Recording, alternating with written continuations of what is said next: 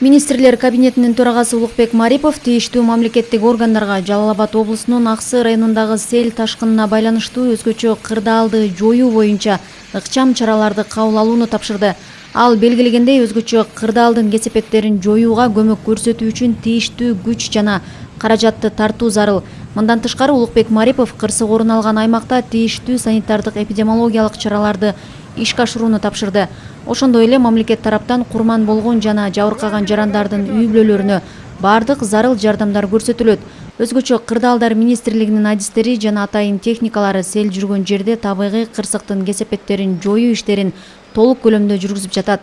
Эске салсак, Жалал Абад облусунун Аксы районунда өзгөчө кырдаалдын кесепетинен сел 8 жаранды агызып кеткен.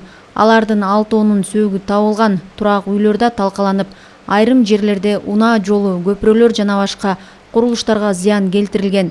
Төрага кошумчалагандай, Баткен облусунун Баткен районундагы жана Нарын облусунун Жумгал районундагы сел кырсыгына байланыштуу өзгөчө кырдаалды жоюу боюнча да чараларды кабыл алуу зарыл.